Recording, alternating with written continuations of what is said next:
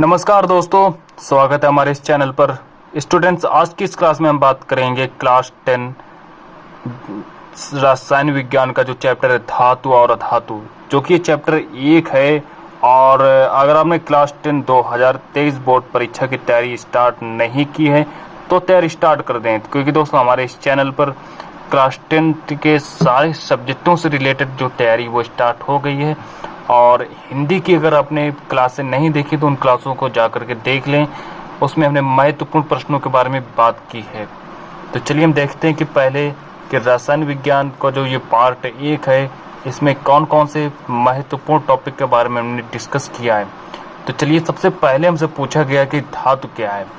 तो धातु के बारे में हमसे सबसे पहले पूछा गया, हमको धातु के बारे में लिखना है और धातु है क्या।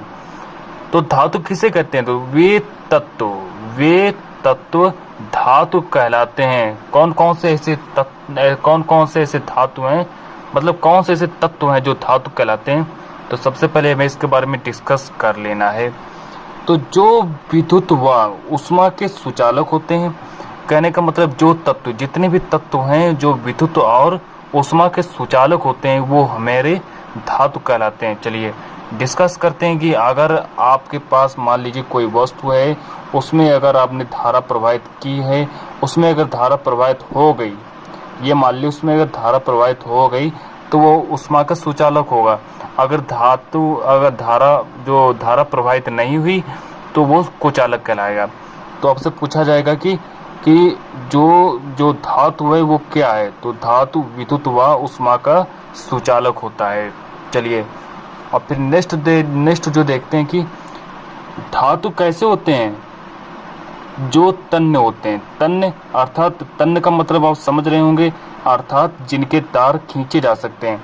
इनके तार हम खींच सकते हैं, ये तन्य होते हैं।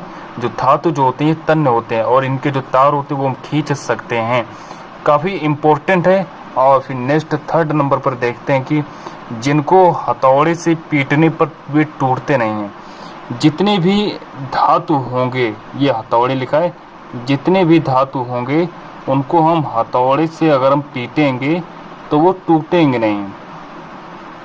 इतना आप समझ लीजिए, जितने भी धातु होंगे उनको अगर हम हथौड़े से पीटेंगे तो वे टूटते नहीं, ये धातु कहलाते हैं। जितने भी तत्व होंगे, मतलब कि अगर हम हथौड़े से पीट रहे हैं तो टूटेंगे नहीं। चलिए, जिनमें विशेष चमक होती है, जितने भी ऐसे तत्व हैं जो कि जिनमें विशेष चमक हो तो वो हमारे धातु कहलाते हैं।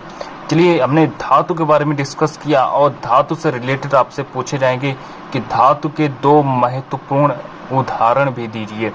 तो चलिए, धातु के 2 महत्वपूर्ण उदाहरण देने से पहले हम देखते हैं कि अधातु क्या कहलाते हैं। और धातु और अधातु दोनों के हम जितने भी इम्पोर्टेंट वो होंगे उदाहरण, वो अभी हम डिस्कस करेंगे। पहले इनको लिख लीजिएगा कि धातु क्या है। धातु वे तत्व कहलाते हैं जो विद्युत व ऊष्मा के सुचालक होते हैं। फिर आगे देखते हैं कि जो तन्य होते हैं, अर्थात जिनके तार खींचे जा सकते हैं, जिनके तार हम खींच सकते हैं, वो धातु कहलाते हैं।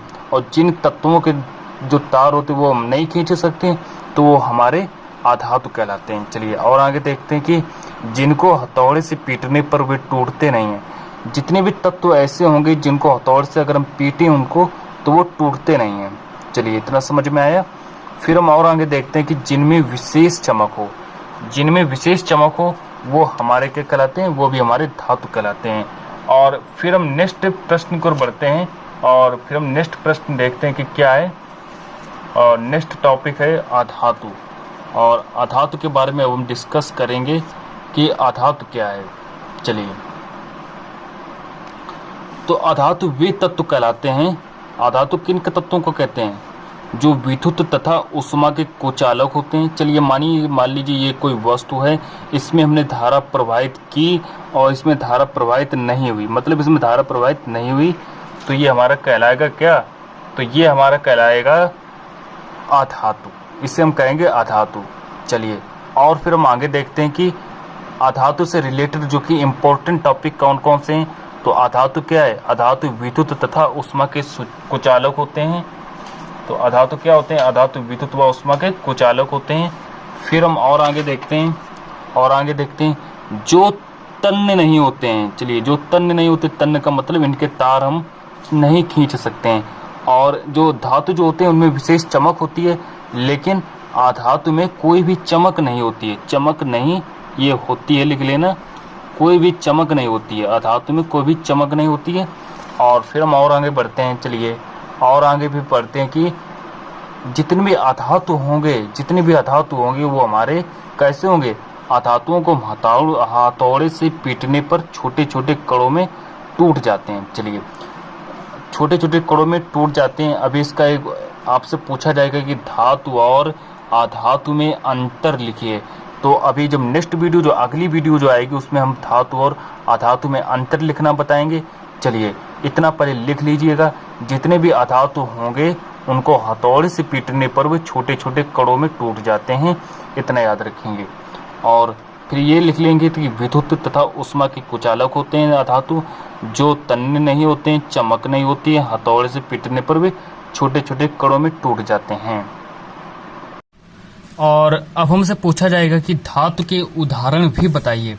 तो हमको धातु के उदाहरण लिखने, पहले हमसे पूछा जाएगा कि धातु क्या है, तो धातु के बारे में हमको लिखना है और फिर धातु के बारे में लिखकर फिर हमें उसके उदाहरण भी लिखने, तब आपको 2 नंबर मिलेंगे।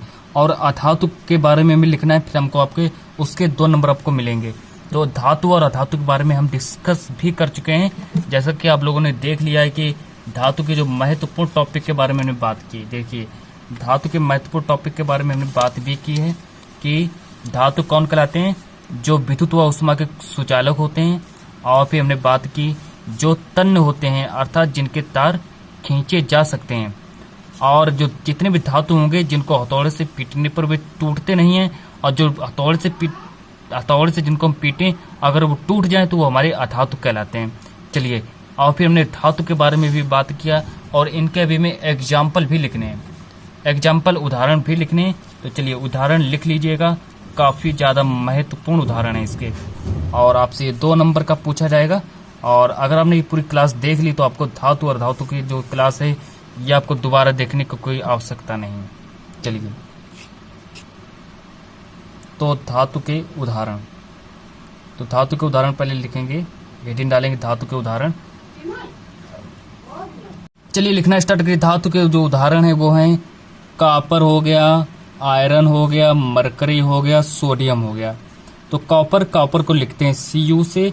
आपसे पूछा जाएगा कि जो कॉपर है वो किसका उदाहरण है, तो कॉपर जो होगा वो धातु का उदाहरण होगा। इस तरीके से हमसे पूछा जाएगा। आयरन जो होगा, आयरन का प्रतीक होगा Fe। चलिए ये हमसे पूछा जाएगा कि आयरन किसका प्रतीक है, तो आयरन जो है ये धातु का उदाहरण है। मरकरी किसका उदाहरण है, मरकरी भी धातु का ही उदाहरण है। और सोडियम किसका उदाहरण है, सोडियम भी धातु का उदाहरण है। हमसे पूछा जाएगा कि धातु के किन्हीं 2 गुणों का वर्णन कीजिए और इसके 2 उदाहरण भी लिखिए। तब आपको पहले धातु के गुण लिखने हैं, धातु में विशेष चमक होती है, ये जो जितना भी हमने लिखाया है उतना लिखने के बाद फिर आपको लास्ट में हेडिंग निकालनी है धातु के उदाहरण, और उसके बारे में फिर आपको लिख देना है। चलिए एग्जाम्पल भी देने। अब बढ़ते हैं अधातु के उदाहरण के कौन कौन से हैं। अधातु के उदाहरण देख लीजिए कौन कौन से हैं।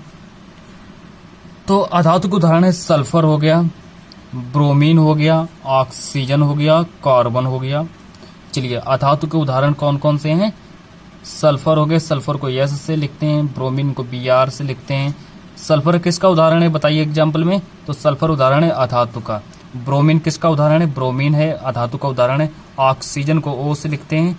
चलिए कार्बन को C से लिखते हैं। तो ये इतना हमसे पूछा जाएगा। तो ये सारे के सारे किसके उदाहरण हैं, ये सारे के सारे अधातु के ही उदाहरण है, याद रखेंगे। अब आगे बढ़ते हैं, आगे देखते हैं क्या कह रहा है, उपधातु क्या है। चलिए उपधातु क्या है, अब हमसे पूछा जाएगा उपधातु। देखिए तो उपधातु उनको कहते हैं कुछ तत्व ऐसे होते हैं जिनमें धातु व अधातु दोनों के गुण पाए जाते हैं। चलिए ये काफी महत्वपूर्ण है, वेरी वेरी इंपॉर्टेंट है, वेरी वेरी इंपॉर्टेंट की लिस्ट में डालने को इसको बहुत ही महत्वपूर्ण है कि कुछ तत्व ऐसे होते हैं जिनमें धातु व अधातु दोनों के गुण पाए जाते हैं, वे तत्व कहलाते हैं। चलिए वे उपधातु कहलाते हैं, वे तत्व उपधातु कहलाते हैं। चलिए इतना याद रखेंगे। और इसको हम शॉर्टकट में कहते हैं कि जिन तत्वों में धातु और अधातु दोनों के गुण पाए जाते हैं वे तत्व क्या कहलाते हैं, उपधातु कहलाते हैं। इसका उदाहरण भी याद रखेंगे। उदाहरण इसके देख लिए 2 महत्वपूर्ण उदाहरण हैं, आर्सेनिक और एंटीमनी। आर्सेनिक और एंटीमनी उपधातु हैं। हमसे पूछा जाएगा कि आर्सेनिक क्या है। आर्सेनिक क्या है, 4 ऑप्शन दिए जाएंगे। धातु है, उपधातु है, क्या है, मिश्र धातु है। तो आपको टिक में लगा देना है उपधातु है। तो आर्सेनिक और एंटीमनी क्या है, आर्सेनिक और एंटीमनी उपधातु में रखेंगे इनको। और फिर हम और आगे बढ़ते हैं कि मिश्र धातु क्या है। चलिए, मिश्र धातु क्या है, वेरी वेरी इंपॉर्टेंट है, लिखते भी जाइएगा। और मिश्र धातु क्या है, मिश्र धातु के एग्जाम्पल भी लिखने, ये काफी महत्वपूर्ण इसका एग्जाम्पल रहेंगे। और चलिए अच्छा हम समझाते हैं कि मिश्र धातु क्या होते हैं। तो चलिए, कि 2 या 2 से अधिक धातुओं को गलित अवस्था में मिलाने पर एक समांगी मिश्रण प्राप्त होता है। चलिए, जितने भी हम 2 या 2 से अधिक अगर धातुओं को अगर हम गलित अवस्था में मिला दें तो हमको एक समांगी मिश्रण प्राप्त होता है। इतना समझ में आ गया होगा। आगे देखते हैं।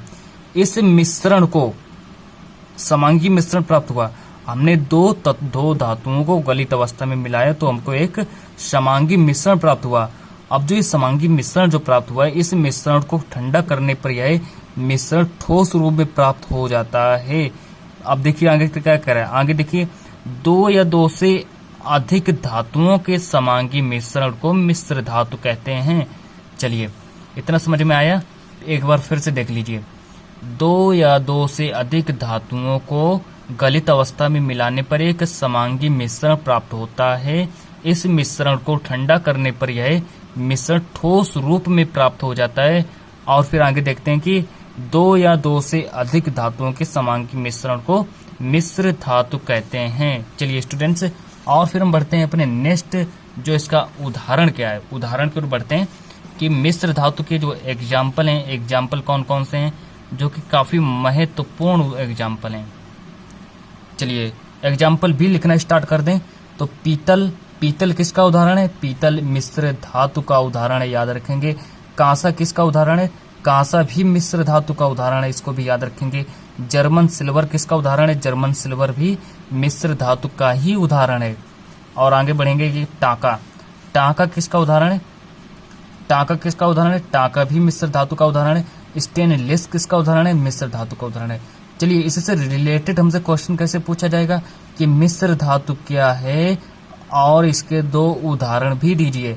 तब हमको लिखना है कि मिश्र 2 या 2 से अधिक धातुओं को गलित अवस्था में मिलाने पर एक समांगी मिश्रण प्राप्त होता है। इस मिश्रण को ठंडा करने पर यह मिश्रण ठोस रूप में प्राप्त हो जाता है। फिर आगे लिखेंगे 2 या 2 से अधिक धातुओं के समांगी मिश्रण को मिश्र धातु कहते हैं। चलिए आगे फिर हमसे इसके एग्जाम्पल पूछा जाएगा और एग्जाम्पल भी आप लिख लेंगे। और फिर आगे बढ़ते हैं। अमलगम क्या है, यह भी काफी महत्वपूर्ण, बोर्ड परीक्षा में बार बार आता है। 2 नंबर का आता है अमलगम क्या है। तो लिखेंगे पारा, पारा क्या है, पारा एक धातु है, यह समान ताप पर द्रव है। पारा कैसी धातु है, पारा एक द्रव धातु है। चलिए इतना याद रखेंगे। और फिर आगे बढ़ेंगे। अनेक धातुएं पारे में घुल जाती हैं, बहुत सी ऐसी धातुएं जो होती हैं जो कि पारे में घुल जाती हैं, इसी प्रकार प्राप्त विलयन को अमलगम कहते हैं। चलिए इतना समझ में आया होगा कि पारा जो है वो एक धातु है और यह समान ताप पर द्रव है। हमसे पूछा जाएगा कि पारा कैसी धातु है, तो पारा एक द्रव धातु है। अनेक धातुएं पारे में घुल जाती हैं, इसी प्रकार प्राप्त विलयन को अमलगम कहते हैं। अभी ये आपका चैप्टर फ्रेंड्स खत्म नहीं हुआ है, अभी इसका जो नेक्स्ट जो पार्ट है वो फिर से आने वाला है। और चैनल को सब्सक्राइब करके रख लें, क्योंकि इसके और भी जो महत्वपूर्ण जो टॉपिक हैं वो भी होने वाले हैं, और भी महत्वपूर्ण टॉपिक होने वाले हैं। ये आपका पार्ट 1 था, और धातु और अधातु का जो पार्ट 2 है वो आपका नेक्स्ट लेक्चर में आएगा। अभी ये पार्ट इसका आना बाकी है। और चैनल को सब्सक्राइब कर लें और बेल आइकन की घंटी को जरूर भी दबाना ना भूलें। चलिए मिलते हैं नेक्स्ट वीडियो में।